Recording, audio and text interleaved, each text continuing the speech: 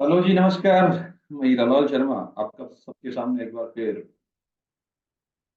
समय से हाजिर। और आप सबको देर से मकर संक्रांति, पोंगल, बिहू, गुरु गोविंद सिंह जयंती आ रही है, तो हमारे आदर्श हैं। और ये जो त्योहार था उत्तरायण होने का, उसकी हार्दिक शुभकामनाएं। और नववर्ष है, उसकी हार्दिक शुभकामनाएं। और मार्केट जो है 2 दिन से कैंडल स्टिक फॉर्मेशन ऐसे बना रहा है कि इनडिसीजन है। और शाम को जब आज एचडीएफसी बैंक के अनुमान से बेहतर नतीजे, वैसे हमारे काम के नहीं बट सर्कुलेट होते रहते हैं, तो चलो ठीक है कि मैं उनको नहीं देखता हूँ जनरली ऐसे कुछ भी। मैं प्योर प्राइस को हिसाब से देख के और वो करता हूँ।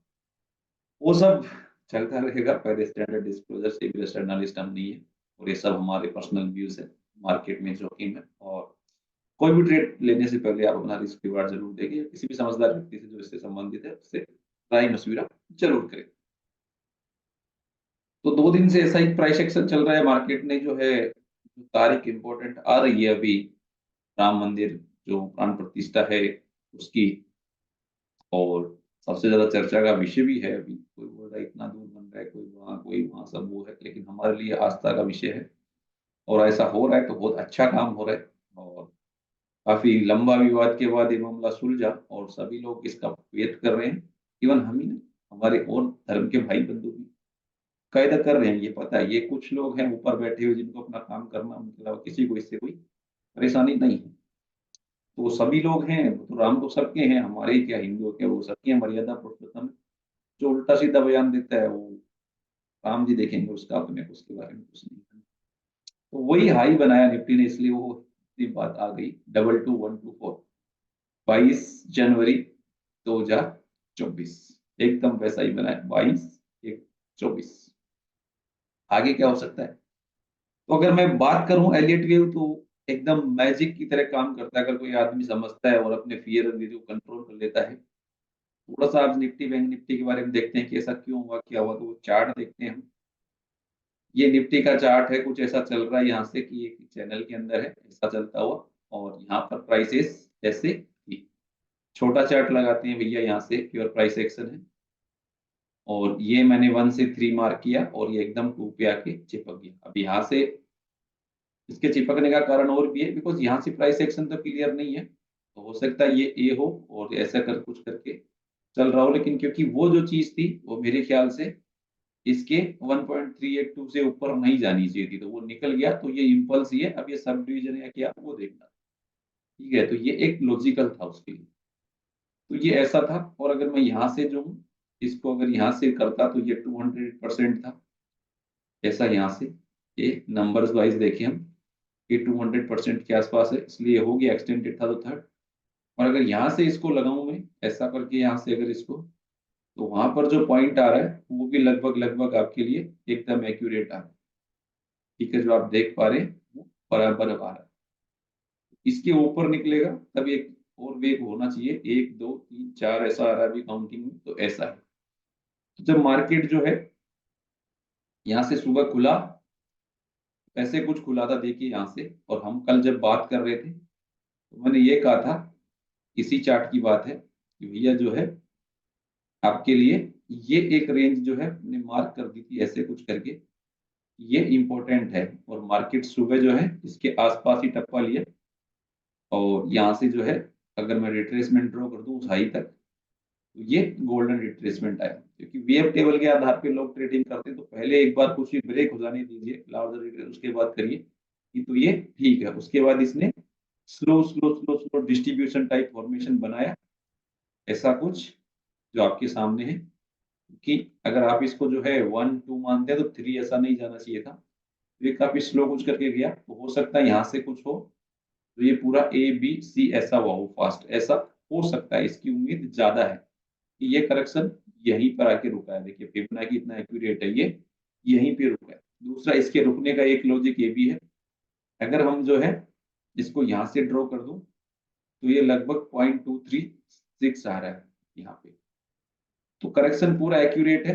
और ये हो गया। अगर इसके नीचे कुछ ज्यादा है तब हमको रिव्यू करना है। तो मेरे ख्याल से जो है ऐसा चल रहा है कि यहाँ पर स्मॉल टाइम फ्रेम से शायद कहीं होगी 1 2 अब थर्ड निकल जाए इसके ऊपर निकलते ही, जिसके टारगेट थोड़े ऊपर आ रहे हैं इसके तो ऊपर ही जाएगा, और अगर इसके नीचे निकल जाएगा तो हम उसके लिए एनालाइज करेंगे। बट ये कैसे मैजिक की तरह नंबर काम करते हैं, मैंने मैकडी वगैरह नहीं लगाया। अगर मैकडी लगाते हैं यहाँ क्रॉस ओवर आ गया तो हमको पता था कि भैया ये थर्ड वेव ओवर हो गया आर्ली पे, तो यहाँ से जब तक वो ओपन है तब तक चल रहा है, जब वो हो गया तो यहाँ से हमने ऐसा करके इसको मान सकते थे कि ये 0.236 जो है इसका, ये यहाँ से जीरो से थर्ड का अक्सर आता है, जो वो लगभग आ गया।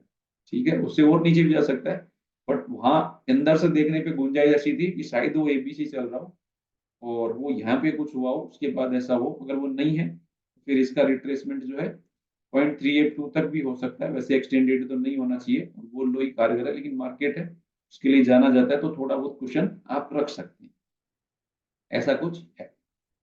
दूसरा है बैंक निफ्टी। वो बैंक निफ्टी क्या है, ये आपके सामने है। ये भी बिल्कुल ऐसा ही है जो आपके एक दो और वैसा सीधा सपाट। इसको अगर हम ड्रॉ करें, लेकिन यहाँ पुराने हाई नहीं आए, अभी ये स्लो चल रहा था, कम मोमेंटम पिक करेगा और ठीक है। तो आइडियल रिट्रेसमेंट था, वहां तक गया है, और इसके अंदर के लेग्स भी आपको जब दिख रहे हो तो और ज्यादा आप अलर्ट हो जाइए कि भाई ये होने को है, थोड़ा उस तरह से रहिए। उसके बाद क्या होता है देखिए, यहाँ से जो रिट्रेसमेंट ड्रॉ हो गया तो लगभग वही 0.236 इसके, या जीरो से लगाओगे तो और अच्छा रहेगा। एकदम टप्पा लगा है वहां पे रख के, ठीक है, 48,001, 48,000 हुआ। उसके बाद वापस जो है लगभग कुछ ऊपर गया है 200 पॉइंट के आसपास। तो अभी इसमें है शायद और कुछ एबीसी करके और हो जाए या नहीं हो तो भी देखेंगे, क्योंकि छोटे टाइम फ्रेम पे अगर देखा जाए यहाँ पर अभी वही फॉर्मेशन है कि शायद वो नहीं बना हो। बन गया होगा तो भी ठीक है, थोड़ा बहुत आप नीचे ऊपर इसमें कर सकते हैं। इसके लिए जरूरी है कि आप लास्ट जो है इसको आप फॉलो रखिए। इसको अगर रखेंगे, देखिए ये गोल्डन रिट्रेसमेंट ही था, जब तक इसका 80% से नीचे नहीं चला जाए तब तक ठीक है। तो मल्टीपल लगा के रखने का ये फायदा होता है, वहाँ 236 मिल रहा था, यहाँ पे ये मिल रहा था, इसलिए वो सब कुछ ऐसा हो गया कि तकरीबन ऐसा होता है। यहाँ पर अगर हम लगा के देखें तो ये वाला रिट्रेसमेंट आपके लिए कारगर था, वो अगर मैं लगाऊं तो देखिए इसका कितना हो रहा है, लगभग 50-60 के दरमियान हुआ है, और वो 1.236 था। और अगर इसको भी मैं लगाऊं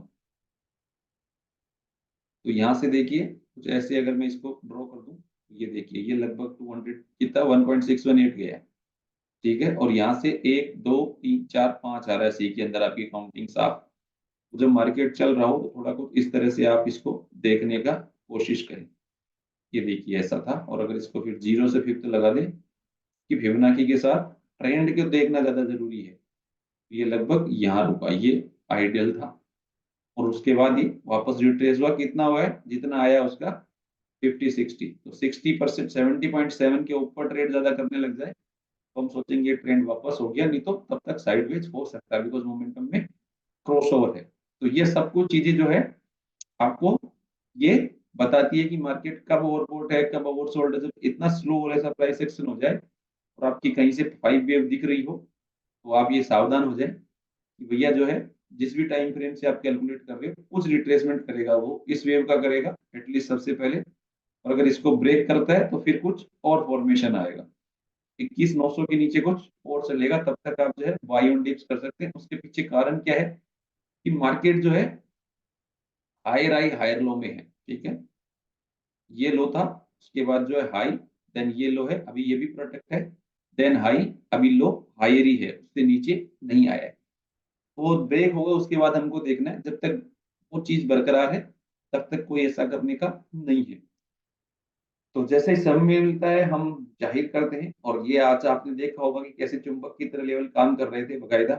और एलियट वेव है, काफी अच्छी तरीके से वर्क करती है मार्केट में, प्राइस एक्शन के साथ है, पूरा लॉ ऑफ नेचर है, प्राइस पर्सनालिटी के साथ। तो गैप से चल रही थी जब तक, ठीक है, अभी भी वैसा ही है। अगर वापस उसके ऊपर निकलता है 70% के ऊपर तो मोमेंटम वापस पीक होगा, तब तक साइडवेज ऐसा हो सकता है, इंस्टेंट डाउन अभी नहीं है जब तक कोई क्लियर फाइव नहीं बन जाए।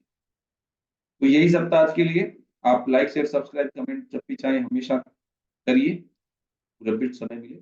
और मेरे सारे जो डिटेल है वो हर वीडियो के नीचे डिस्क्रिप्शन में लिंक ट्री में अवेलेबल रहती है, तो वो जाके आप देख सकते हैं, जहाँ से मेरे को फॉलो कर सकते हैं। तो तब तक के लिए धन्यवाद। राम राम जी। नव वर्ष की एक बार फिर आपको हार्दिक शुभकामनाएं। धन्यवाद।